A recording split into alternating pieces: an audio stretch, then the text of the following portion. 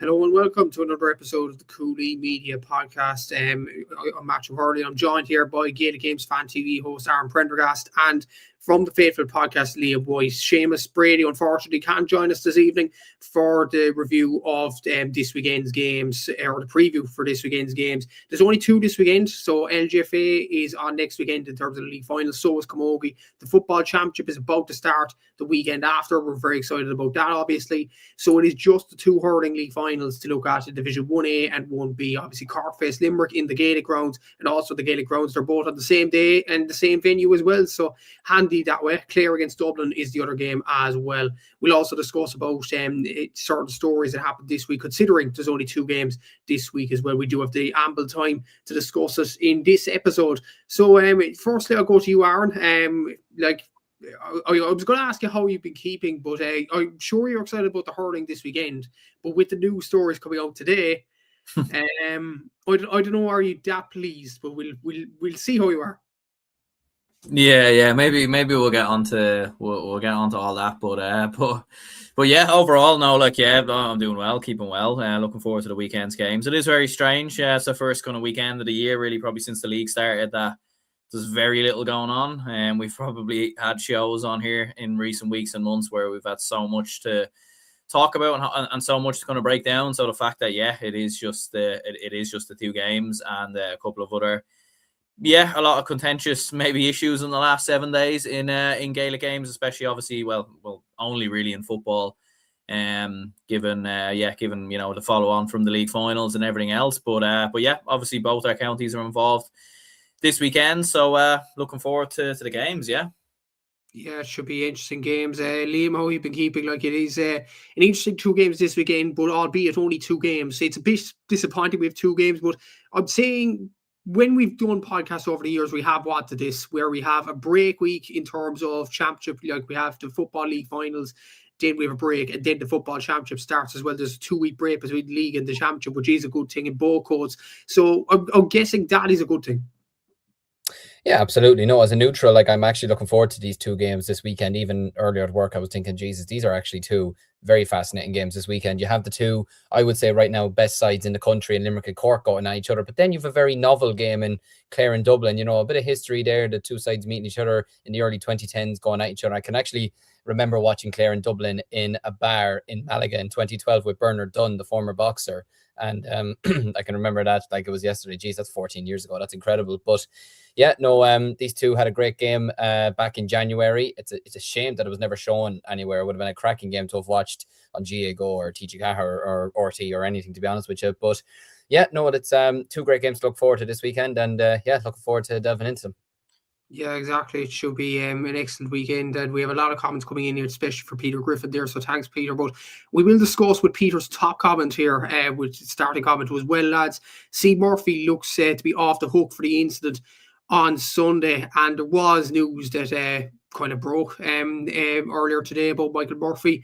Aaron, you've been following the story in detail, so do you want to explain to our listeners what has happened? We all know that Michael Murphy escaped the red card, let's just call it that way, on Sunday against Kerry after a bit of a bad pull, let's say, on Dylan Casey on Sunday. But it seems as if he's gonna get off this incident. Do you want to explain why? Yeah, well, look, I think we've all seen the incident and the footage and everything else. So I think it is clear as day that it should have been a red card, and I think everyone very much agrees with that. When you watch the clip back, the officials are right in front of it. Obviously David Goff mightn't have seen it, and that's fair enough. But you can see Conor Hand, there's actually a still image where he's literally looking straight at it. But yeah, look, I don't know, maybe he just wasn't looking at it at the time or whatever happened. But yeah, basically what's happened, because they've given an on-field decision of a yellow card, meaning that they have seen the incident. And they have given a yellow card, because you couldn't give a yellow card if you didn't see it. So that's in the referee's match report that they did actually see the incident, hence why they've given a yellow card. And that's why the CCCC can't get involved, because of the fact that they it does seem to be kind of misinterpreted a little bit. From a lot of people are saying, oh, well, they can't get involved because of the fact that the referees already gave an on-field decision of a yellow card. But they're I actually did go back, and there actually is other instances where yellow cards have been given and they have actually been upgraded and everything else. And obviously with the Jerry Brennan incident earlier in the year, like there was a red card given there in that kind of instance for that situation at halftime versus Galway. And look, I think everyone's in agreement that there should be a ban for Jerry Brennan for that incident. Like I've said before, like there absolutely should be a ban for what he did on the sideline and everything else. And I've said before, like as a manager, you should condone yourself a lot better. But I think it's just the inconsistency a little bit. Like how does a player get off with that, but a manager then gets a potential 12-week ban? If it is the rules, as a lot of people keep telling me on Twitter, well then I think we need to relook at the rules because it doesn't make sense. And if the referees did see the incident and gave a yellow card, well that's almost worrying as well, because how have the referees actually seen it and decided that a yellow card is the fair decision? And yeah, look, obviously I'm a Dublin fan, so like I probably shouldn't be sticking up for Kerry maybe as much as I am here, but I think it is more so down to the inconsistencies really. And I said it on Twitter as well, like Jeremy Connolly before got a 12-week ban for shoving a referee, which look, I think was the right decision. I've no disagreements with that suspension or that ban whatsoever, but I do think it's mad that can happen, and then we can see a player punch another player as he's fallen to the ground, having already hit him twice in the ribs as well. And no, that's okay because the referee gave you like it's clear as day. Like the referees just didn't see it, and the yellow card and everything else. It's just a cop out.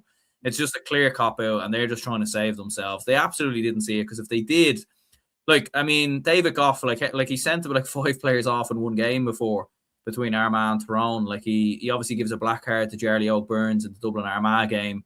Like I feel like he nearly wants to send people off half the time, and he has it. Like on this occasion, he doesn't. So yeah, it is just kind of very inconsistent. And yeah, it's looking like he will actually potentially get away with it. Which look, I've no issue with Donegal or Michael Murphy. I've said before, a big Michael Murphy fan. Think he's a phenomenal footballer.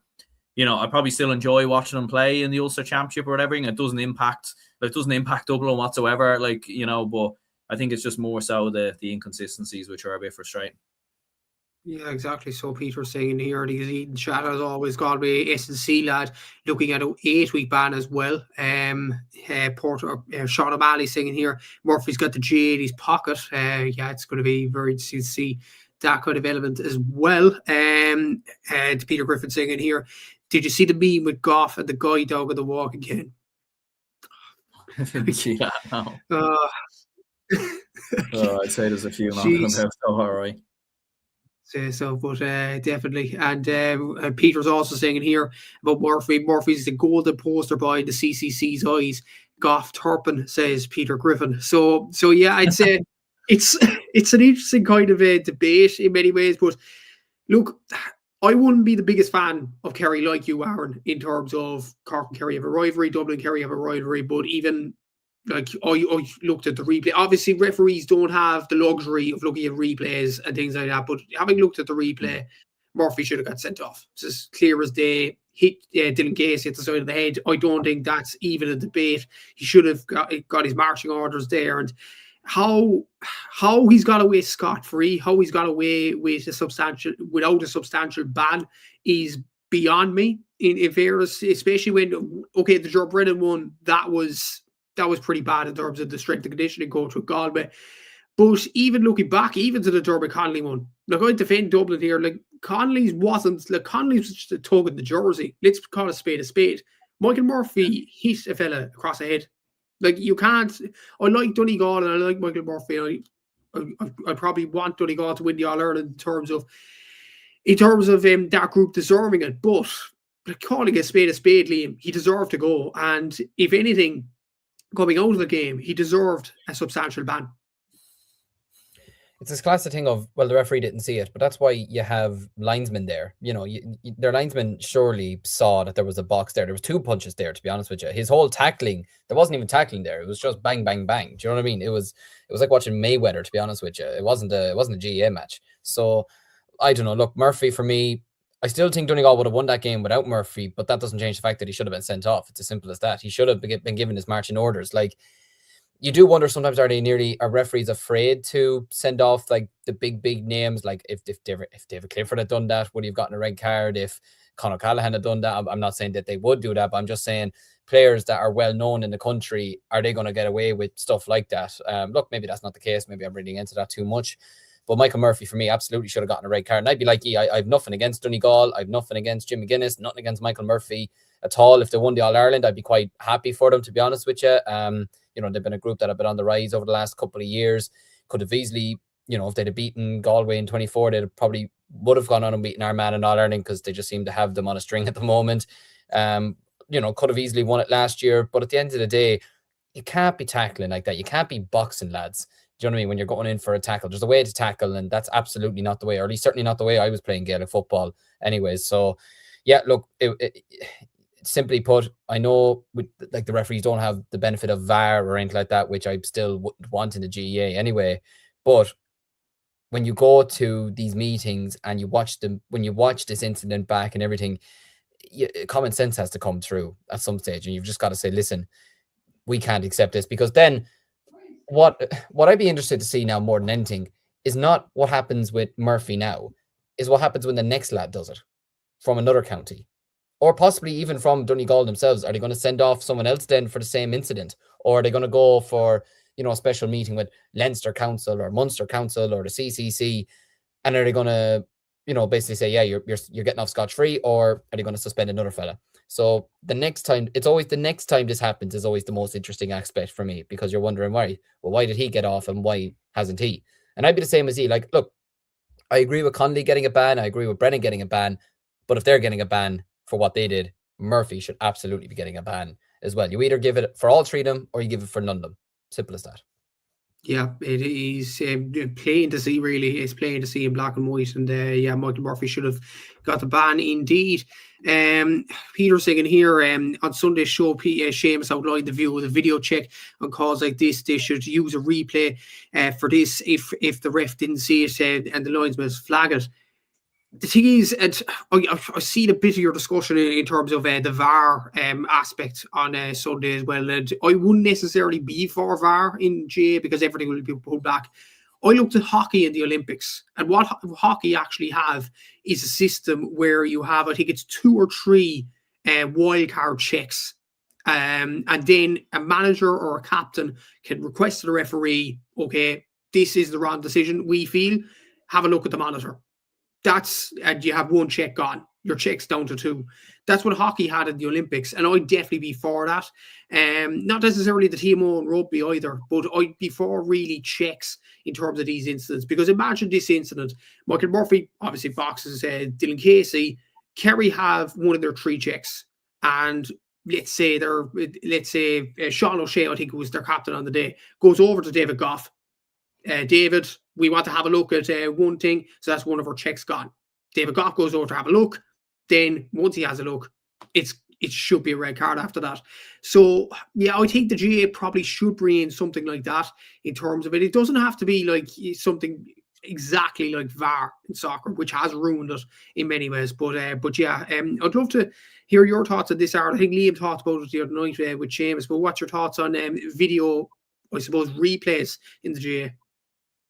Yeah, I think there's definitely scope for it. I think definitely for instance like this, I don't think it should interfere with like scoring or goals or anything like that. I don't know, or penalty, like penalties, like, yeah, I think a lot of people look at VAR and they think of how it's used in soccer, and obviously it's very, very hard to watch at times, obviously, in soccer, but like just because it's used that way in that sport doesn't mean it has to be used this way. The same way in GA, as an example, it could just be used for serious incidents. It could be something that we don't really have to use at all. I don't think you need 3 or 4 people in a studio, watching the game or anything like that.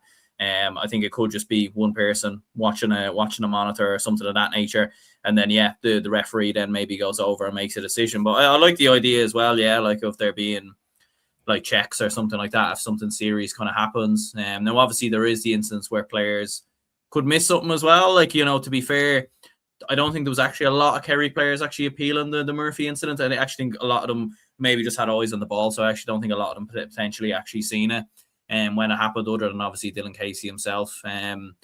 But yeah, so yeah, I think it is something they could potentially look at. Like, I would just be more worried how they use it as well, though, because I wouldn't want it to slow the game down. I wouldn't want a situation in Gaelic football where a team scores a point or a goal, and then it's like, oh no, let's go back and reverse this and look at this decision and everything else. I wouldn't want it to interfere with like play.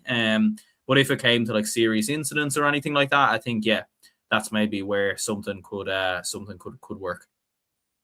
Peter's saying here, like we have Hawkeye for scores and detection, deflection, for instance, like this. And she's agreeing with the suggestion there. Brian Gallagher saying, hey, lads, should be a good weekend of action. Peter's also pointing out as well, remember the Richie Hogan set straight red in the All-Ireland final, and even other instances I can think of down through the years, obviously. In 2013, Patrick Hart's red card against Limerick. There was other sorts of instances, maybe in bow codes as well. Ryan is saying TMO here as well. Porter is saying in here, what about Richie Hogan's red card? That was mentioned by Peter, to be fair. TMO like a Hawkeye ref.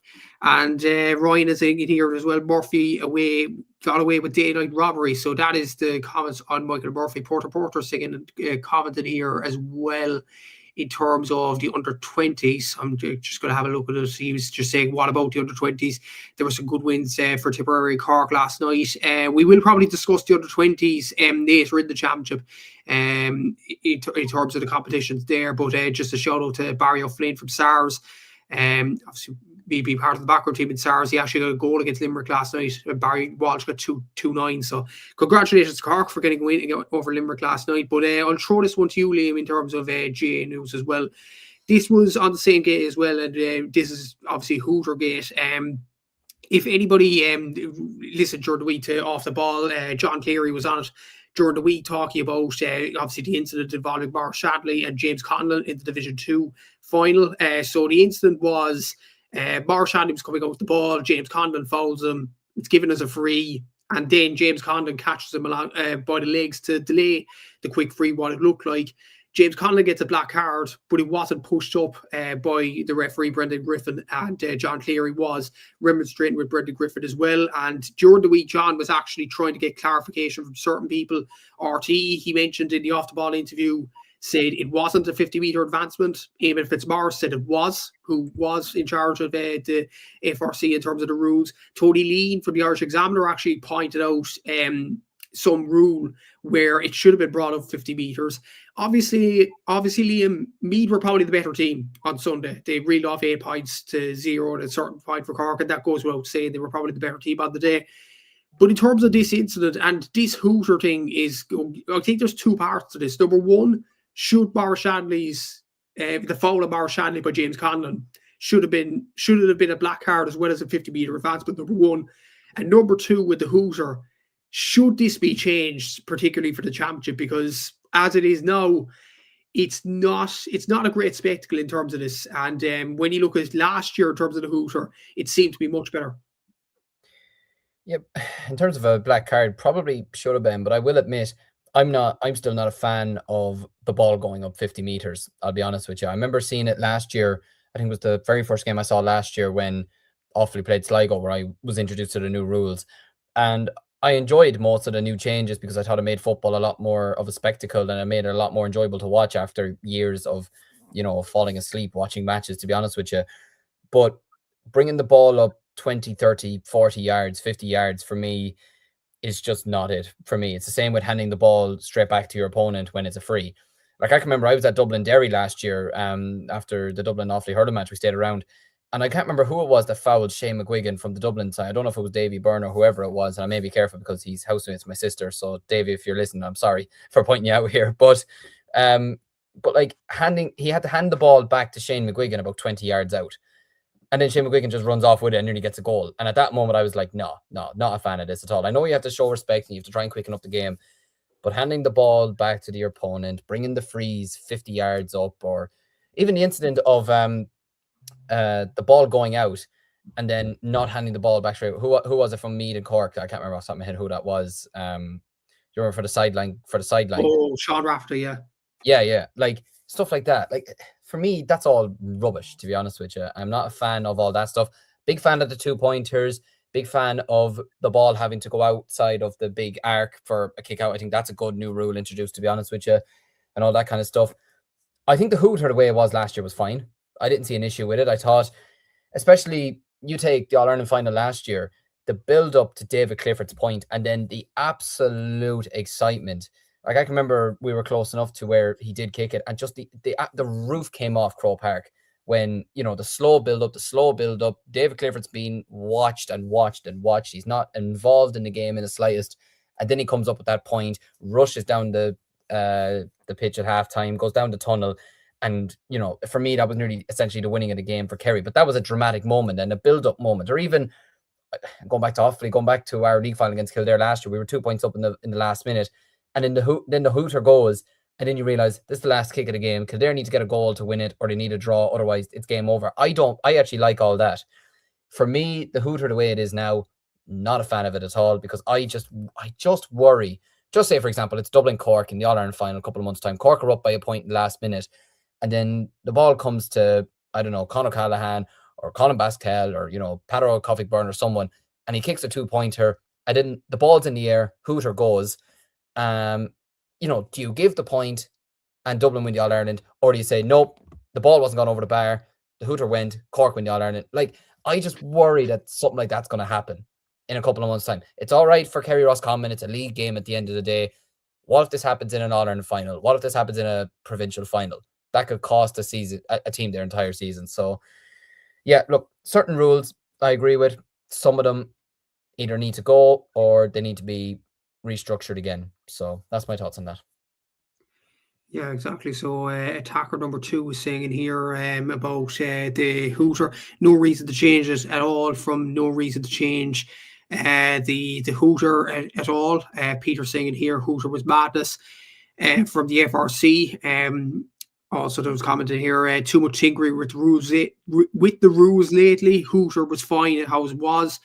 Peter Griffin is saying in here as well, did they read any feedback at all? And Peter's also saying spot on to Liam there. In terms of your perspective on it, Aaron, firstly, I suppose, was it a 50-metre advancement with the black card? Like that was kind of the weird thing. James Conlon gets the black card, and then there was no 50-metre advancement. That was a bit weird.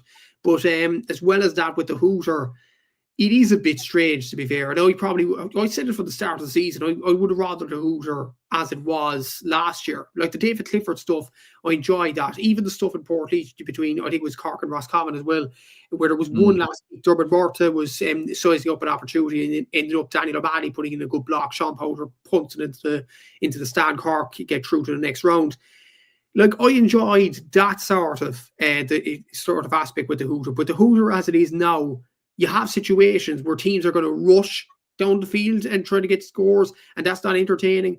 Or you have a situation in the Division 3 final last Saturday where Down keep the ball for 3 minutes and try to size up an opportunity against Wexford. So I think we're all in agreement that the hooter should have stayed as it was last year. Yeah, absolutely. I agree as well, to be honest with you. Like, I feel like it should have stayed the way it was, or it should have been injury time in minutes. Because at least then, like, I think the problem as well, like, at least with injury time, it was open to the discretion of the referee, and a referee's never going to blow the whistle, you know, like when when the ball is in the, you know, the opposition's kind of 20-meter line or something like that. Do you know the way? Like, he's going to allow that to play out.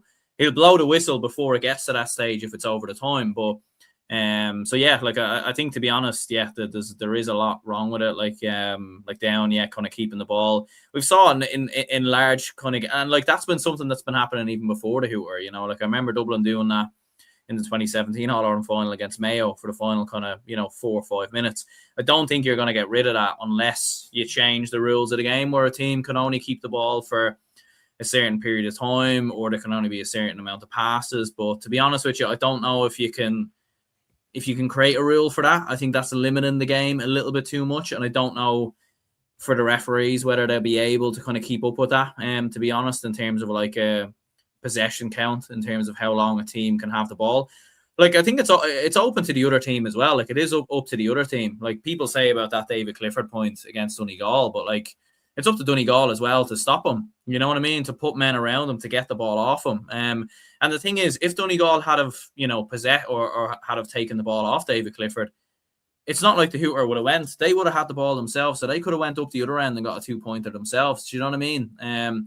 But with this new rule now, like it just doesn't allow the opportunity at all. Like you saw at the end of the game when I think Jordan Morris had a free and he kicks the ball and it ends up going out over the sideline. Cork of the ball, but there's like 15 seconds left. But like obviously the clock doesn't stop like during the kickouts as well. So it's, you know, that's 5 or 6, 7 seconds gone. Obviously the descent from James Conlon, that's another 5 or 6 seconds gone. So like they didn't even have the time to actually get the ball up the field, you know, regardless of the 50-meter free, which absolutely it should have been a 50-meter free as well, because we saw it given in the Finbars game obviously earlier in the year in the Munster Club Championship. So you know, like there's precedent there in terms of doing it, so they absolutely should have. And yeah, it's just it is like I do think it's worse now, to be honest, because you are seeing like teams now can keep the ball, and like even if they lose the ball, they know the clock's still kind of working in their favor a little bit. Whereas at least previously, like say for example, you know, like as an example, let's say Cork get the ball in the final couple of seconds in the game. At least if they know they've one more attack, they can be patient on the ball. They can wait for the right time and everything else. Whereas now they are just rushing the opportunity. And like even at half time in the Cork Meath game, I don't know what Cork player it was, but he ends up taking a 2-pointer nearly from like the halfway part of the field. And it's just silly, I think, to be honest, you know? Yeah. Actually, I'm trying to think who was that. Was it Mark Cronin or somebody like I that? think it might have been Mark Cronin, maybe, yeah. Yeah, I get your point on that. Like it is silly in many ways, and it should never have been changed in terms of the hooter. We actually, like, you lads discussed this, I remember, the first round of the league between Roscommon and Mayo. Remember Thomas Kennedy's point? Like it's just, and Seamus discussed it as a ticking time bomb, and it is, to be fair. Like the sooner the FRC actually realised the error and changed the hooter as it was last year, the better, because look, you're going to have less problems as this in many ways. You're going to have less managers come on sides like off the ball, like John Cleary did during the week, and that will be ultimately be better for the FRC if that all happens as well. But Gavin Riley saying in here, bring back last play. Exactly, that's what we're all saying as well. And he's saying as well about Carlo. Carlo didn't know how to use the hooter either. That's another problem. It's one rule for two divisions and another for two as well. And yeah, I remember watching that Carlo game. It was the same. Central Council could decide it, lads. So yeah, we'll see what Central Council do decide in many ways as well. And the common sense is needed there, Peter saying in here as well. But we will move on to the games, and we'll start off with the big one, Cork against Limerick in the Gaelic grounds on 4 p.m. on TG Car as well. Liam, like, it's kind of a tough one to comprehend because both sides in the next few weeks will go at battle in the Munster Championship in Páirc Uí Chaoimh as well in the next few weeks. But what are you expecting out of this game? And I suppose the biggest question is, who wants this league more? I think it's 50-50 because I think the two of them, there's such a rivalry there now. It's like Kilkenny and Tip back in the day. If they met in a league final, yes, they want to meet in an All-Ireland final. But it's just like when these two meet each other, it could be a challenge match and they just go hammer and tongs at each other. Do you know what I mean? Because there's such a hatred there. There's no love whatsoever. And the two of them want to batter each other. I actually don't see either team holding back this weekend. And, you know, I've been listening to a couple of podcasts over the last day or two, the Irish Independent one and the RT one. And, you know, Pat Ryan and John Milan and all them and Michael Dignan, they're all saying the same thing. I don't expect either team to hold back. And I completely disagree. I completely agree. And we've just kicked Aaron out. Aaron's left. He'll be back with us in a second, hopefully. But no, I don't expect either team to hold back, to be honest with you. I don't think this thing of, you know, oh, they don't want to show their hand too early or anything like that. I think these two just know each other enough already that there won't be a need to hold each other back because they both know what each other's like really at this stage. And I think both of them will be gunning to win national silver. You take Limerick, haven't won the All-Ireland since 2023, lost to Cork in a Munster final last year, were knocked out by Dublin last year in a quarter final, which would have shook them to the very core. They'll be desperate to get back on the high horse, win a bit of silverware and grow a bit of confidence going into the new season. Whereas with Cork, won the league last year. Sorry, I think this deserves to be shown up. Yeah, I know. I will forgive you. It's okay. But no. But then you have Cork, won the league last year, won the Munster Championship, but then obviously lost the All Ireland. They'd be desperate to get back again this year. Go to Limerick if they can go to Limerick and beat them again in another final in their own ground, and give Ben O'Connor a bit of silverware in his first season. I mean, that'd just be absolutely savage, and it'd do so much, I think, for the confidence of this group. And it's going to be interesting to see the matchups as well. I mean, sure, you have Dara Fitzgibbon. Is he going to be marking Kyle Hayes, or is he going to be picked up by potentially Dara or Diarmaid Burns, or potentially Colin Coughlin? Is he going to start? You know, who's going to pick up? I just said Dara Fitzgibbon. Who's going to pick up Shane O'Brien? Do you have O'Leary at fullback? Do you have Kieran Joyce at fullback? Do you know what I mean? Do you bring Downey potentially back to fullback? Do you know what I mean? There's a couple of options there for O'Connor to think about. Who's going to be? Is Alan Connolly going to be sticking to the freeze for Cork this weekend, or are they going to be switching it around once again?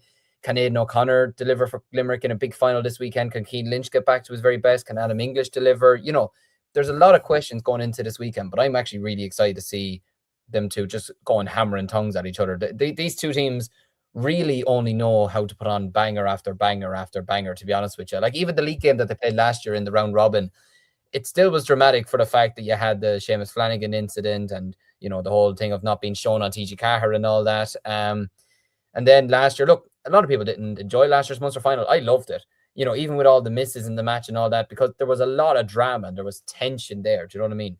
And especially after what Limerick done to Cork the first day, to see Cork then come out with a response, you know, I think was just absolute cinema, to be honest with you. And then going all the way to a penalty shootout, which still don't know if I'm a fan of penalty shootout deciding GEA matches, to be honest with you. But nevertheless, it created drama for all of us. So I suppose we won't complain from that perspective. And I mean, Cork won, so I doubt you're caring at this point, Matthew, as well.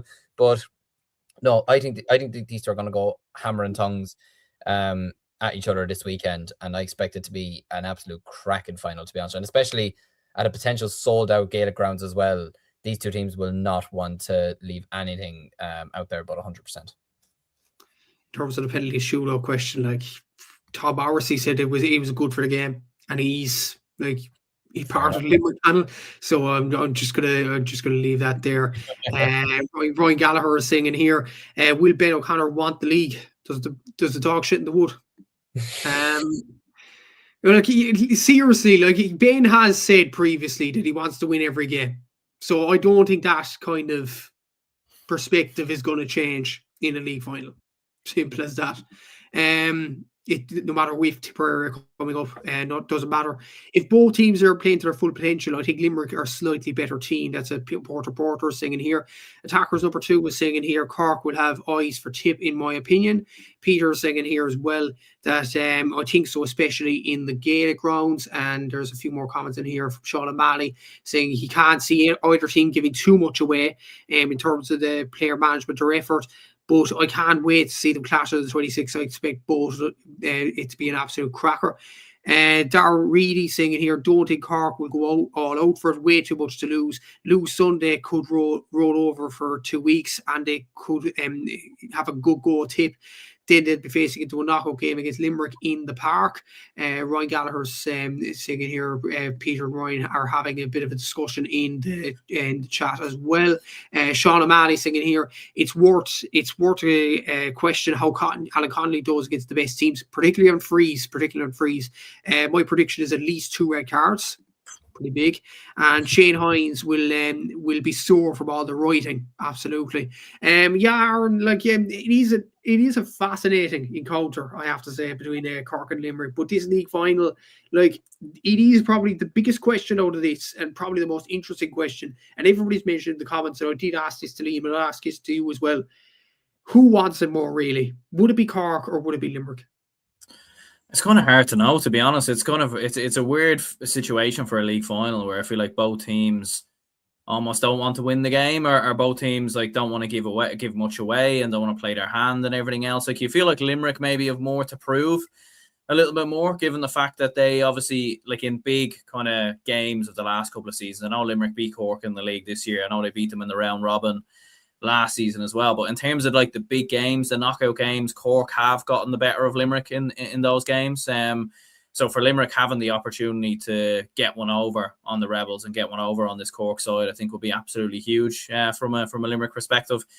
And yeah, I think it probably means more slightly to Limerick, to be honest, to get a bit of silverware on the board. Obviously, last season they didn't win anything, which I think definitely would have hurt John Cúilín and the Limerick management team. So I think it's absolutely huge from a Limerick perspective to get over the line and get the victory, especially with some of the newer players as well. Like, it's an opportunity to test them out versus this Cork side. And I think to be going into the Munster Championship with 2 wins against the Rebels, I think would be huge. And I think the momentum that they could carry then going into the league campaign, I think would be huge. Like, we've saw what teams have done with the league in the last couple of seasons. Clare won the league, went on to win the All-Ireland. All right, Cork didn't win the All-Ireland last season, but they carried that momentum very much into the championship. So yeah, no, I think it probably would mean a little bit more to Limerick, in my opinion.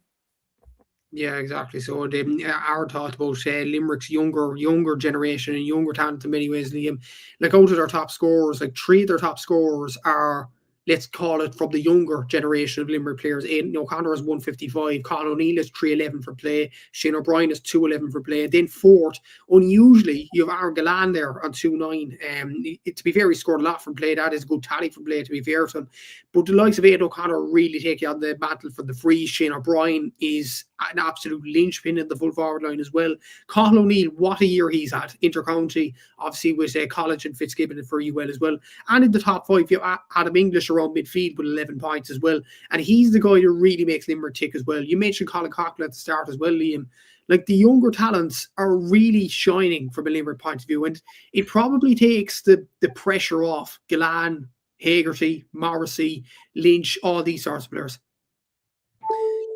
Exactly so. And it's why I just can't fathom why a lot of people are writing off Limerick, or saying, even people saying this is their last dance or this is their last chance. I think it's a load of horseshit. I think there's still a good, like, then a lot of people probably say for years, oh, this is Cody's last year, or people probably said, oh, this is Ferguson's last year, or whatever. I don't see Kylie going anytime soon. I don't see this Limerick team going anytime soon. I think the players that they have coming through, like you mentioned there, like, I'm really impressed with Cathal O'Neill, not just, this year, but over the last couple of years. I think he's a fine specimen of a man. I can tell you that I stood beside him for briefly after the Fitzgibbon Cup final. I shook his hand and I went, felt a vibration there. Like, he's so big, to be honest with you. But, players like himself, Adam English, who I think if Limerick were to win the All-Ireland this year, I'd be guessing either Cathal O'Neill or Adam English will probably be hurler of the year at the end of the year. I think the two of them are just absolutely terrific hurlers. I really enjoy watching them play. Aidan O'Connor has really stood up this year, like in certain games as well, when Limerick weren't going as well in the forward line. He was the one who stepped up for them, games like Tipperary, even games against Offaly where they weren't actually going particularly well against us, but Aidan O'Connor was the one who was ticking for them. Do you know what I mean? Like, he's been really, really showing up for them this season. And yeah, it does take the pressure off some of the older lads. You're absolutely right. They have a good crop of young players coming through. I mean, Shane O'Brien, he's called the Bull for an absolute reason. When he sniffs a goal, he's right there, and most of the time he's going to bury it into the back of the net, or he's going to pick it over the bar. I think his runs are excellent. Aaron Gillan has been very unselfish this year, I'd say. So I don't know who it was. I'm not sure who it was on a podcast I listened to a couple of weeks ago, but somebody was mentioning about, why is Aaron Gillan running in the same direction as Shane O'Brien or something like that when the ball's being crisscrossed to him by Kyle Hayes, whatever. It's smartness. Even playing hurling myself, sometimes you got to drag someone out of position because it's being aimed for another forward. Do you know what I mean? If you could take the cornerback or the fullback, whichever one man you're on, out of position, your man wins the ball and then they've got a clear run ahead of them. That's what he's doing at the moment for the likes of Shane O'Brien. It's creating that space inside so that you can drag Downey, O'Leary, O'Donoghue, players like that out of position so that they can have a clear-cut run at the goal. So, no, I think Aaron Gillan's really even developed his own game this season. Look, I expect Cian Lynch to have a big game. He always seems to, enjoy playing against Cork as well over the last number of years. Look, you've Will O'Donoghue there. You've obviously Kyle Hayes there. You've still big, strong men there who will want to get themselves a title this weekend, especially in front of their home crowd as well. Yeah, no, look, this Limerick team is something else, I have to say. Look, they lost to Dublin last year, but as I say, big deal. A lot of teams have blips along the way. Kilkenny lost to Cork in 2013. They came back the following year and won the All-Ireland. They then won the All-Ireland in the year after. Do you know what I mean? Tipperary were a shambles in 2018. Come back in 2019, they won the All-Ireland. Do you know what I mean? Teams have these blips along the way. It happens. It's natural. Like Dublin Dublin lost to Mayo in 2021, when they were on their unbelievable run. 2 years later, they were back beating Kerry in an All-Ireland final. Like these things happen. These blips happen. So I think Limerick will be going for it this weekend, but then I still do think Cork will go for it as well. Cork have, like Aaron was saying there, bet them in an All-Ireland semi-final in 2024, bet them in a Munster final last year. They've had the grip on them in these real important games. Even in 2024, Limerick could have knocked Cork out in Páirc Uí Chaoimh. And when Seamus Flanagan's third goal went in, I remember watching that game in Sweden and I said, that's it now. Limerick have come back. Cork have blown this. And then they get the penalty. And so you saw the momentum then when, Brian Hayes' point went over the bar, game was over. You saw the momentum that brought, and Cork haven't looked back since. They've been on a great run ever since. They've only lost, one championship game, two championship games, but one really important championship game since. Do you know what I mean? So they've been on a great run ever since. And I actually have a feeling that Cork actually might do it this weekend. In the long term, I feel like Limerick might still be the stronger side to Cork at this present moment in time. But I've got a sneaky feeling that Ben O'Connor will want to, like you said there, he wants to win every game. Of course he does. Why else would he be Cork manager? Why else would he be in there? He's a winner at the end of the day. He's won an under-20 All-Ireland with Cork. He'll want to win the actual senior All-Ireland with Cork. So I think Limerick could maybe be in front at half-time, but I could actually see Cork coming back and winning the game in the second half. I think someone like Darragh Fitzgibbon, who goes out and has an unbelievable game every single day that he goes out, I think if he can have another one of those days this weekend, then I think Cork might spoil the party down in the Gaelic grounds. Prediction here from Sin and Play prediction. Cork will beat Limerick and Dublin will beat Clare. Porter or Sean O'Malley rather saying here, I expect Cork to win. Ben O'Connor will be eager to get off the mark. Porter saying in here, I don't agree. That is the last chance for Cúilín Limerick team to beat this year. Peter Griffin disagrees though. He says Cúilín's last year apparently. I don't know where Peter gets his source there, but we'll have to see. Porter saying Limerick by 7 as well. And Ryan Gallagher saying here as well, Limerick 3-19, Cork 1-22. Should be an interesting game in general there as well. But I suppose, Aaron, when you look at Cork, Alan Connolly's really excelled in terms of the scores there as well. It is very interesting to see their scores. I think Alan Connolly has 1 goal and 29 points. Darragh Fitzgibbon has 2 goals and 16. Brian Hayes has 5 goals and 6. Shane Barrett has 15 points. Willie Buckley has 110. So there's a good spread of scores there from a Cork point of view there as well. And Alan Connolly seems to be the number one free taker, which is the big thing for Ben O'Connor. But as Liam mentioned there, Fitzgibbon, Hayes, Barrett, potentially even William Buckley, the way he's performed in the league so far, they're probably Cork's key threats. Absolutely, yeah. It's an absolutely stacked panel in terms of the players that you have, and even some of the kind of newer players you've been able to introduce obviously over the last couple of years, like German Healy obviously was another one who really kind of caught the eye last season. So Cork are absolutely stacked. And I think one thing that Ben O'Connor has done is made you maybe a little bit more physical or a little bit more kind of aggressive in terms of a tackling. Turning the ball over as well, and probably being a little bit more sturdy, I think maybe is the right kind of term. I think technically, look, for the last couple of years, we know the talents that Cork have, that's never been an issue.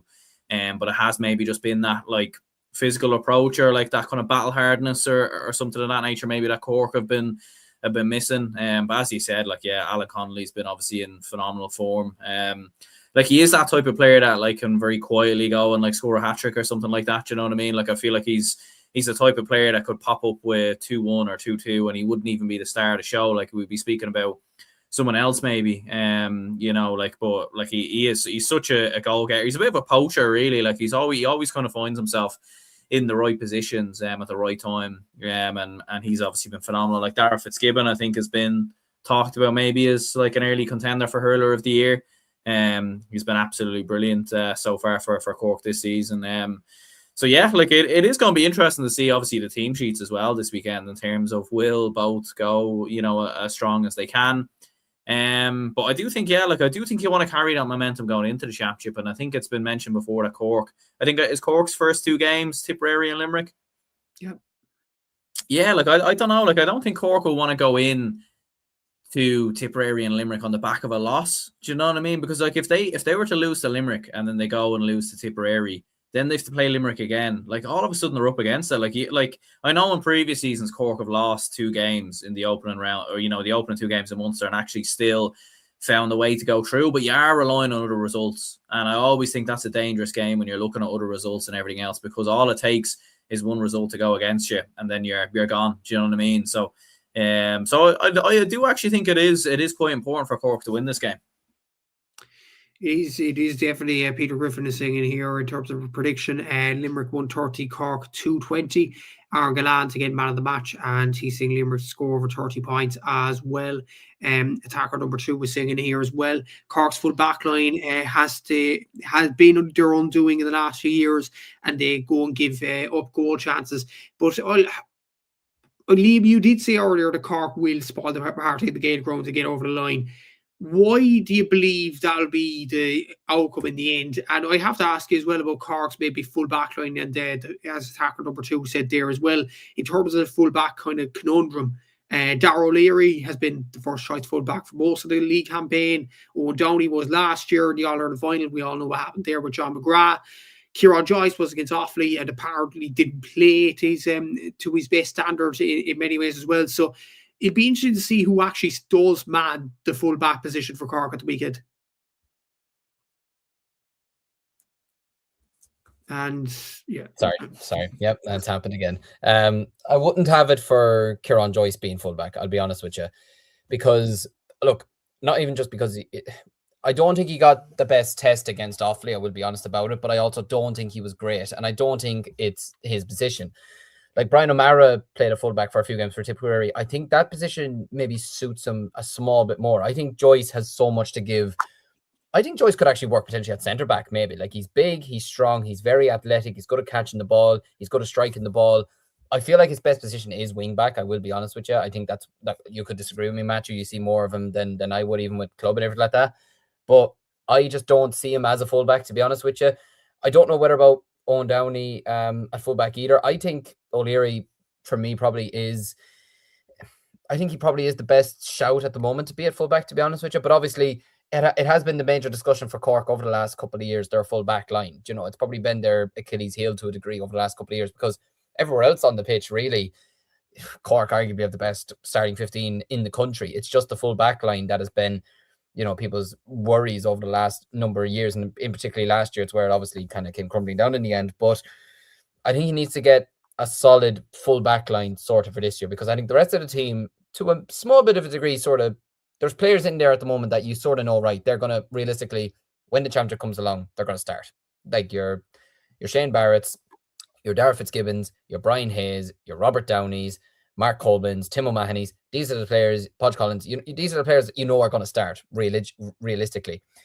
I said Podge Collins, Patrick Collins, but anyways, these are the players that are going to start.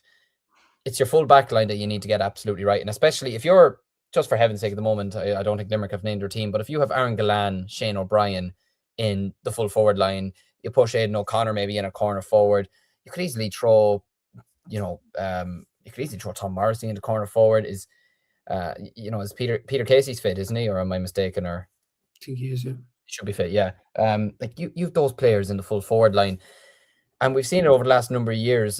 Limerick have exploited Cork's full back line over the years very, very badly, but other teams have as well. So I think if O'Connor can get the full back line absolutely spot on this weekend. But look, let's not forget, Gallant hasn't exactly been firing on all cylinders from scoring fronts either. Do you know, like, it's not been the best of seasons from him. It's just because we expect so much from him, but it's not been the best scoring of seasons from him.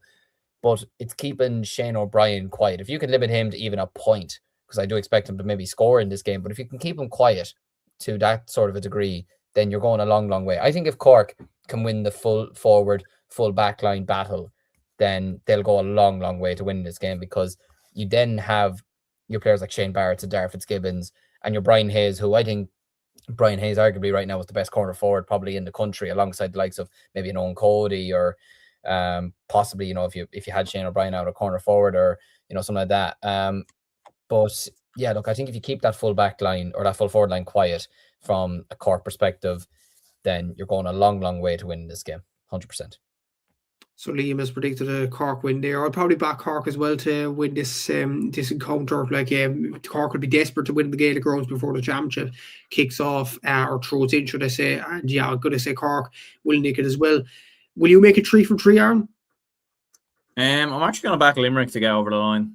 To be honest, I still think they have a little bit more to prove, in my opinion. Going into the game, as I was saying previously, obviously having lost the Munster final and everything else, and a few kind of big games to Cork. I think they are in the better form as well in terms of how they finished the league campaign. They obviously have to win over Cork under their belt as well. With it being in the Gaelic grounds, I think that'll be an added incentive. So.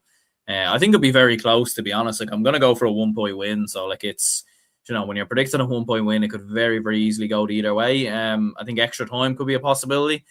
Is penalties even a possibility here? Yeah. Yeah, it could be. Yeah, like, it could. Don't be surprised if we're watching penalties again. But I am going to go with Limerick by the bare minimum.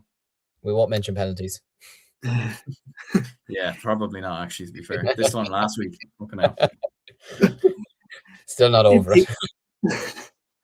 Peter saying here, match of the tickets go out to all the Cork clubs. Cork heard there was mayhem. Even I think it's Dublin clubs sending tickets to Leeside. Yeah, there was a few tickets that went on general sale, I think, on Monday in the Clare end. That's what I was hearing. But yeah, we should see what happens in the game. Hope Cork and Dublin win, expect Limerick and Clare to win, is what Robert B is saying in here. But we will move on to the next game. I'm saying Cork, Liam is saying Cork, and Aaron is saying Limerick slightly, but it should be a cracker of a game. Look at the second game, obviously, in the Gaelic grounds, or the first game, the curtain raiser of the Gaelic grounds on Sunday. It is the Division 1B final between Clare and Dublin. It's live at DigiCar as well. Are you nervous about this game, Aaron, in many ways? Like, Clare have been going pretty well in the league. Dublin technically had a better season than Clare last year, reaching the All-Ireland semi-finals. And Clare, obviously, hard to believe they were All-Ireland champions 2 years ago. But do you have the capabilities to beat Clare? And let's be honest, like the Gaelic grounds, Clare would probably be more used to the pitch, so it probably is an advantage to them. Yeah, it definitely is. Like, yeah, look, I don't think we should be fearing Clare, to be honest with you. Like, we were 2 points off them in the opening round. That was obviously away in Ennis, and that's obviously a ground they'd have a lot of familiarity with themselves. Obviously, would have been their home venue.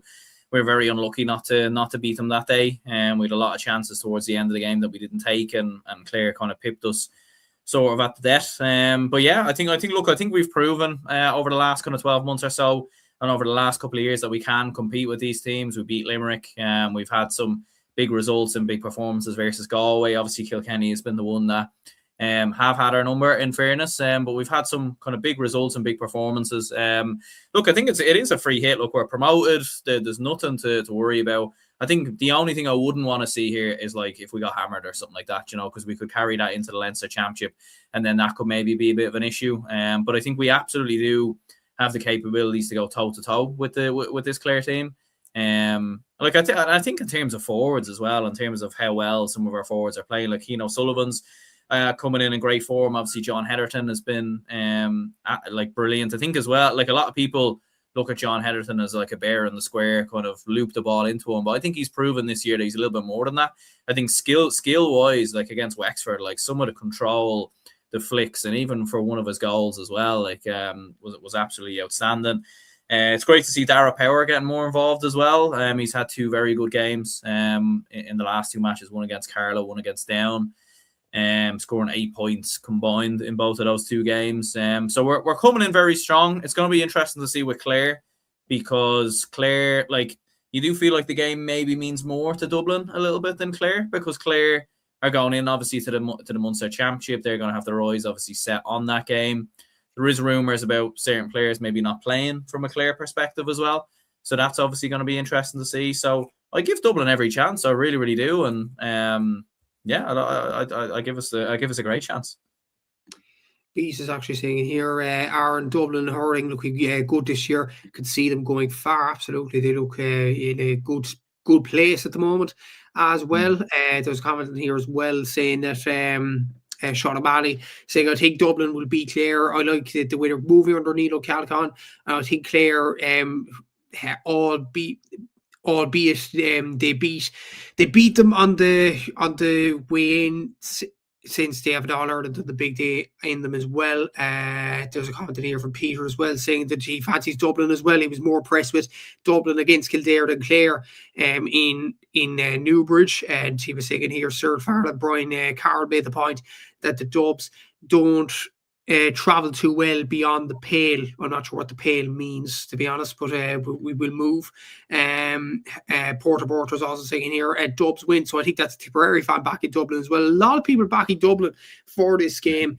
But when you look at Clare's form, Liam, obviously they've won every game. Mark Rogers, Tony Kelly, when they have played, they've been absolutely sensational. Mark Rogers has won 50 in the league so far. Tony Kelly has won 16. Even Shane Meehan, 2-13 from play in this league campaign. Peter Duggan, 2-9. Dermot Stritch, another new player with 13 points. David Reedy, 1-8. David Fitzgerald's up there as well. So is Senan Dunford, Jack O'Neill. So Clare have some good performing players.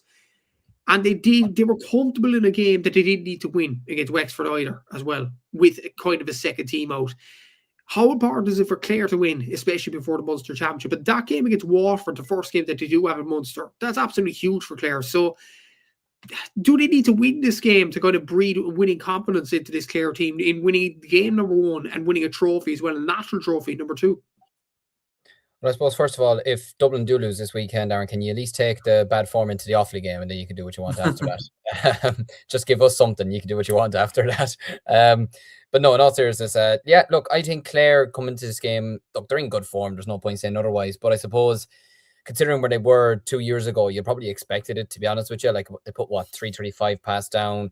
They were comfortable against Wexford. The only real tough game, I would say, well, look, Kildare put up a good fight against them. But I think the only real kind of tough game they had was ironically on the opening day against Dublin, and I think Dublin should have won that day. I completely agree with Aaron. I think Dublin should have won that day against Clare, to be honest with you. But like you mentioned there, look, there are some good players from Clare. You mentioned like Shane Meehan there, Peter Duggan, who I'm a big fan of. I like Dermot Stritch, to be honest with you. He's a bit of like an old school type of hurler, to be honest with you, especially with the hair as well. I like watching him play. I saw him a couple of times for UL this year as well. I'm really impressed with him. Jack O'Neill as well, who I think could be in for a potential breakout season as well. I mean, David Reedy is one of the finest forwards in the country, as is Tony Kelly. And I mean, they've got some strong character. I mean, John Condon literally lost a finger and he's still going out and performing for his county. That says everything you need to know about the man and the character of a lot of these Clare lads. But in terms of, yeah, it's a funny one because, like you said there, I was not one bit impressed with Wexford against Clare. I think that was maybe more down to Wexford being poor than Clare being great or anything like that. Like you mentioned, Clare didn't have to win that game. There was nothing on the line for them, but yet they were still very comfortable. But that probably said more about Wexford than anything else, to be honest with you. So, but look, Clare are probably, look, they're more used to playing in the Gaelic grounds. And I can remember, Clare beating Dublin a couple of years ago, fairly comfortably in the All-Ireland quarter-final. But I think Dublin have massively improved since then. I've been a big fan of Neil O'Callaghan since he won the All-Ireland with Na Fianna. I won't mention who he bet in the Leinster final. I don't remember who he bet in the Leinster final at all. I don't recall it at all. But, he's done a great job with Dublin over the last while. I don't even think it was just the Limerick win. Even against Kilkenny last year, okay, you had a very bad first half. You came back in the second half very, very strong. And I think a lot of players with Dublin have improved massively as well. Like, I think Sean Curry has just exploded into life. You saw what he did last year against the likes of Limerick. He had an unbelievable season. You've Keane O'Sullivan there. You've Liam Rush, back as well. I mean, that's a huge, huge audition. O'Donnell back as well. Like, they're buying into this Dublin project. Dublin could be in for a potential switch of the codes over the next couple of years. It could become more of a hurling county than maybe a football one, which would be mad to think. Or maybe it won't, I don't know. But you have a lot of good young players coming through as well. Diarmuid O'Dooling, who I think is a real fabulous young hurler as well. I think he's going to make a big breakthrough over the next couple of years as well. Yeah, I think it's going to be a lot closer than a lot of people think because, there is the top. Look, Munster Championship is better than the Leinster Championship at the moment. There's no question about that. But that's not to say you saw okay, Cork absolutely destroyed Dublin in the All-Ireland semi-final last year, but you saw Dublin knocking out Limerick. They should have beaten Clare in the opening round. I think Dublin are capable of beating Waterford in a championship match. I think they'd put it up to Tipperary. I don't think they'd beat them necessarily at the moment, but they'd put it up to them. So Dublin are a team that are firmly on the rise at the moment. And, they're going into a big Leinster Championship campaign, which I can imagine Neil O'Callaghan will absolutely be going to win, not just get to a final, but I think he wants to win the Leinster Championship this year because you look at teams like Kilkenny, they're not as strong as they used to be. Galway, whilst we're all saying that they're all very good at the moment and, they could be in for a good season, they could also fall apart fairly quickly. Do you know what I mean? Offaly just not there at the moment, unfortunately. I don't think. Kildare only just come up. So there's a great opportunity for Dublin to have a big year this year. And I think that could potentially start this weekend down in the Gaelic grounds. And what better way to introduce yourself into the Leinster Championship than by beating the team that won the All-Ireland 2 years ago? And I think they're going to do it. I think Dublin are actually going to beat Clare this weekend. I think it's going to be a really close game. I think it's going to be tight. Clare, I still think will want to go for it because I think they'll look at it and say, listen, we won the All-Ireland 2 years ago. If we don't win Division 1B, then it's a shambles from our perspective, which I don't think it personally is, because I still think Division 1B is not exactly an easy division to be in. At Dublin, you have to give Dublin a lot more respect than that. But at the same time, I think Dublin, and it's been a while since Dublin won anything as well. Let's not forget that. Dublin will want to put something on the board. They'll want to win a national title of some degree, win something of some degree. So, yeah, I have a funny feeling Dublin this weekend will actually beat Clare. Now watch Clare go and spank Dublin. Sorry, Aaron, after me saying that. But no, I have a funny feeling this weekend we'll be seeing a Cork Dublin double, and I'll have to listen to you two and Seamus for the next couple of weeks while I sit here with all my losses. But no, I think Dublin will win this weekend. Interesting prediction there. Liam Rush being back for the championship could definitely add something, is saying Sean O'Malley here. Attacker number 2 was saying, I fancy us. I think us means Dublin. We need to be winning games like this to prove that we are actually a hurling county now. Peter's singing here, Aaron, what do you make of Rushy coming back to the fold? I might ask Aaron that in a sec. Roy Gallagher singing here, Hedgehoe will be a big hero. Beat is singing here, Clare have played a lot of new lads this year. I think they are in a good spot heading into Munster. Porter was talking about Clare's defence here as well, saying that they did lead 3 goals to Kildare as well. All due respect to Kildare, absolutely. Ryan Gallagher singing here as well. Or I'll go on to which comment will I go on to next? I'll actually go to you, Aaron, in terms of a prediction, in terms of Liam Rush's comeback into the Dublin team. Peter Griffin actually saying an interesting comment here about loans last year as well. So it should be very interesting to see that. But yeah, Aaron, like Liam Rush could be back into the team. Are you pleased with that? Are you pleased with Dublin's scores in terms of Donald Burke 148, John Henderson 48 from play, Darragh Purcell 114, Fergal Whiteley 113, Crean O'Sullivan 110, Brian Hayes at 18, Dermot O'Dooling with 18. Are you pleased with how Dublin are motoring so far? And obviously Rush coming back in, that's big. Yeah, absolutely. Yeah, it's huge. It's going to add that bit of experience and that bit of know-how. He's played in many a big game for Dublin down the years, and yeah, he's a fantastic addition to have back into the team. And as you said there, with some of the scores as well, we've, in previous seasons, there maybe had been a bit of an over-reliance on 1 or 2 players, like Ronan Hayes and Donald Burke were kind of carrying the torch a little bit, but it does really feel spread around a lot more in terms of Darragh Purcell, Darragh Power. Like, there are a lot of players now kind of really contributing to this Dublin side. I think we've proven it in terms of going toe to toe with a lot of the best teams over the last kind of couple of seasons. And I do agree with some of the comments as well. Like, I think Dublin, it probably does mean that bit more for them to win this game, like to kind of prove themselves a little bit, to kind of carry that momentum. I think if we win this game, I could see us going on a run then in Leinster and everything else. If we were to lose it, like, it is probably nearly another kind of near miss that Dublin do seem to kind of get a lot of the time when they play like Kilkenny, Clare, and these kind of teams. So, it's absolutely huge. But I think our forward power, our attacking intent, like in the Clare game as well. Like, obviously the game wasn't broadcasted on TV, I wasn't there, but watching the highlights back, like the amount of opportunities, goal chances we were creating as well, the problems we were causing for the Clare's defence. I don't think there was another team in the division that caused as many problems against Clare. I know Kildare happened to score 3 goals against them, to be fair. So Kildare took their opportunities on the day when we didn't. But I think we're going to do it. And look, maybe I'm a bit biased in regards to Dublin there, but I do just think with Clare, like, it's more of like a challenge game type game for them, in my opinion. Like, I feel like Dublin have to prove more. And even though it is in the Gaelic grounds, and even though there probably will be more Clare fans there than Dublin fans there, I still think we can go and do it and get over the line. Interesting as well. In Nelly's first inter-county trophy, saying Peter Griffin here, we'll miss Russia and TGR, but great to see him back. Ryan Gallagher singing here, Dubs away 1 with Hedgehoe getting a late winner. Interesting. Hedgerow to have a classic at Dubs to win by 4. We'll get to the double header debate in a sec.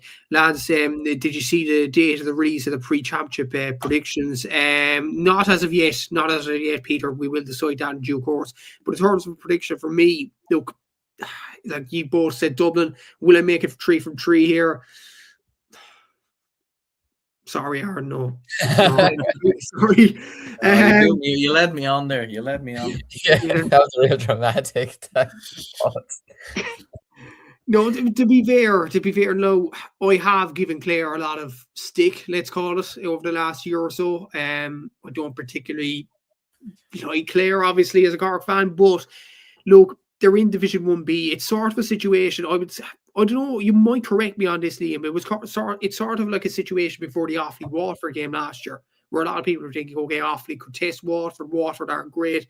But then Waterford put up a decent enough showing in the first half and blow Offaly away afterwards. Yeah, the scoreline was a bit wrong, to be honest with you. There were 15 points up with 10-15 minutes to go. We kicked into gear, not taking it away from our lads. They put up a great fight in the end, but yeah, I do get where you're coming from that perspective. Like, it could turn out something like that, but I also do think Dublin are in a better place now than maybe we were last year, maybe. I felt maybe the occasion kind of got to us last year. I don't think it will for Dublin this year, but look, that's just my opinion anyways. Yeah, I just feel like Munster hurling will show like they are probably the best championship in the country as well. Clare would argue, like Dublin, okay, they're on a rise themselves under Neil O'Callaghan, and they've done excellent to even get to a league final in this Division 1B campaign, to get to the All-Ireland semi-final the way they did last year to beat Limerick. But Clare would feel to themselves, we shouldn't have been down in this division. And they want to prove to themselves as well that they want to win this game as well. And obviously the Gaelic grounds is a massive factor. Like, it's like if anybody doesn't know geography in terms of the Gaelic ground, it is literally in Clare. So it's literally home advantage for Clare as well. So yeah, I just feel like Clare will get over the line in terms of their scores, in terms of Mark Rogers, Tony Kelly. If Clare play their first team, Shane O'Donnell, if he plays in this game as well, that probably boosts my point even more as well. Like, I think Clare are probably being slept on by so many people in the league just because they're playing against lower tier opposition. But they are very, very good. They probably had a bad year last year, and that's why everybody's writing them off. But they won't have a bad year this year. The Lightning will not strike twice in terms of that. And I think Clare will win this game in general as well. Limerick, Clare will destroy Cork and Dublin, says Acers. Okay. Beats is saying in here, Clare could come in and shock everyone this year. And then Peter is saying in here, in Clare. Well, it is Peter. Liam, back me up on this. There's the Clare end. Like, it's a funny one. Yeah, it's even if it's not in Clare, it's on the border. Like, it's literally on the border. You know, it's kind of funny, to be honest with you. Like, I couldn't imagine O'Connor Park being on the border with Laois, or I wouldn't want O'Moore Park being on the border with Offaly. Like, that would feel wrong to me. But yeah, it's look, I can't say it is in Clare, but there is a Clare end, so that would tell you everything you need to know. So, like, you know, the thing is as well, Liam, and you probably know is this: in the Living Bridge in the University of Limerick, you could literally walk across the bridge and you go into Clare. Yeah, that bridge still gives me nightmares. Every time I walked on it, I thought it was going to collapse. So I think they need to still get that fixed if anyone from UL is watching. But yeah, no, it was good times. It was good times. Exactly, yeah. In terms of, we have our predictions there. We feel like, well, it's a split on all the predictions. Obviously, we mostly said Cork for the first game. We mostly said Dublin for the second game. But we will see what happens in terms of that as well. Oh, no, that's the different comment. Peter saying it here, and I wanted to discuss this before we end the show. The double header hard for ticket-wise. To be honest with you, I felt sorry for Dublin more than anything, Aaron, in terms of this, in terms of a double header. I'm not sure why there's a double header. Like, Cork and Limerick would sell out itself. So why there's a double header between the two? I actually watched a bit of Cole Parks' podcast as well, and just a clip of it. And he was mentioning a very good point as well. The Clare and Dublin fans, like, let's call it the ultras or the young boys from Clare and Dublin, would want to leave before the Cork and Limerick game and obviously go downtown to enjoy the day out with their friends. obviously rightly so. It is a day out and whatever as well. But like, if you had Clare and Dublin in a more neutral venue like a Portlaoise or a Tullamore, that probably would have enticed a lot to come to this game as well. And it probably will mean there won't be a lot of Dublin fans travelling down, I imagine, because Cork would have gobbled up the tickets, possibly Limerick as well, and probably Clare most likely too. Yeah, I think so. Like, it would have, like, I obviously went to the club, so I'd imagine, yeah, like a lot of the Dublin clubs probably would have sent their tickets back, and everything else. Yeah, I agree with you. Yeah, like, I think there's no need for it to be a double header. Like, I think if you were to have it as a double header, I say Croke Park. I know people would say, oh, it's unfair on Limerick, Clare, and Limerick, Clare, and Cork, obviously, to travel down to Croke Park. But I mean, we had the Football League finals in Croke Park. I mean, Kerry had to come to Croke Park, Donegal had to come to Croke Park. I can guarantee you'd have more in Croke Park for Limerick and Cork in a hurling league final than you would have had in the Kerry Donegal game, in my opinion. I think if you did have a double header in Croke Park, you probably would have got between 60 to 70,000, in my opinion, in Croke Park in a league final. Look, I think overall, look, I have no issue with the game being in the gated grounds, but it's just the fact that you have Dublin Clare in there as well. Like, I think Dublin Clare and Portlaoise still would have got a great attendance. You know, like, I don't know, even if you would have it in Tullamore or something like that, like even Liam, you know, like or like somewhere like that, I think it would have been absolutely fine.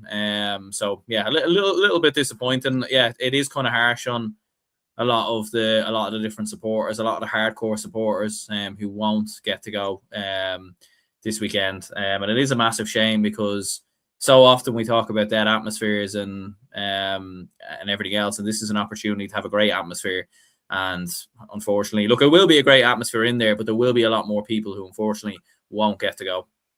It's similar with Waterford Offaly last year. That's where the comparison does come in. Like, I didn't even have a ticket last year until the last minute for, like, I was only going down for Waterford Offaly. Like, you know, I stayed for the Cork and Tip game, but obviously wasn't on my mind after watching the Offaly game. But that was the thing as well. Last year, you were thinking, why wasn't Offaly and Waterford in Kilkenny?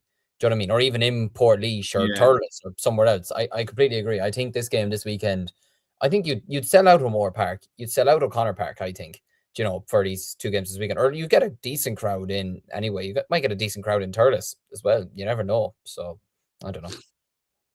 Yeah, exactly. So Peter Griffin is saying here, a train from Houston. Yeah, we'll have to see how Dublin fans do get down in terms of transport. Should have been a neutral venue in Thurles, is saying Acers here.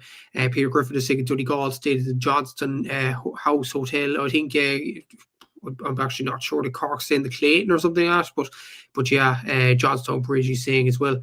Peter Griffin is also saying here, 0 marks at the CCC here, absolutely as well, and we all probably just test the double headers in terms of that as well. Aaron Gubbins is saying here, what do you make of the new Clare jersey?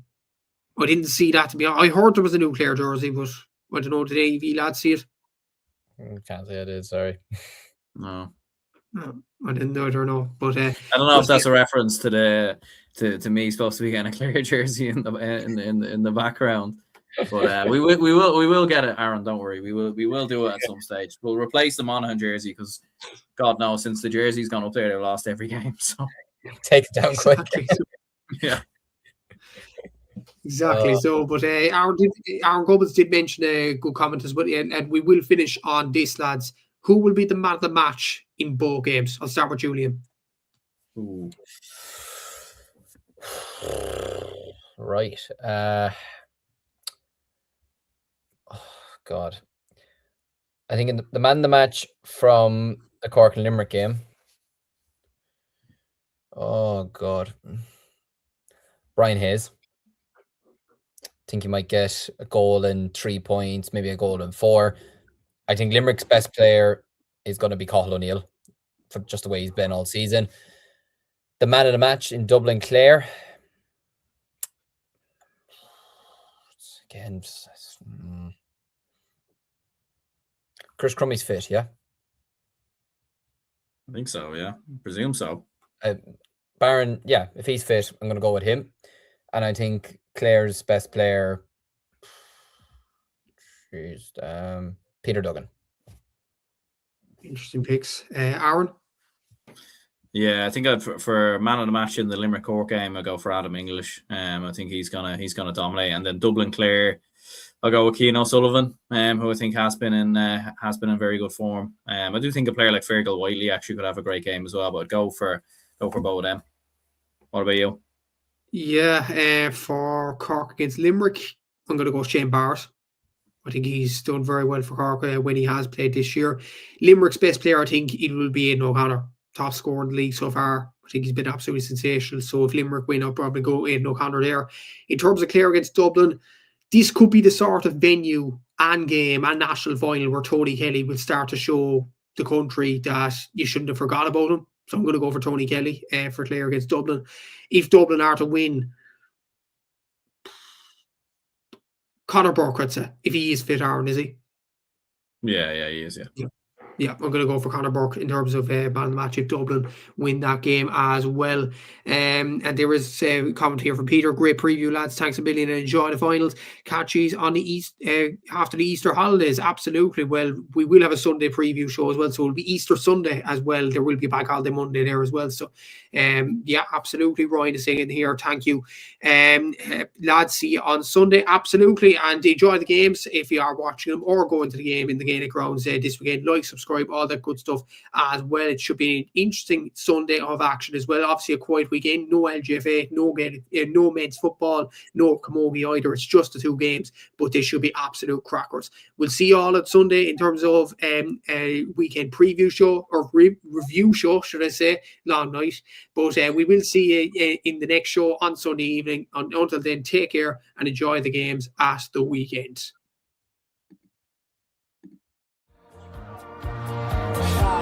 Instinct, baby.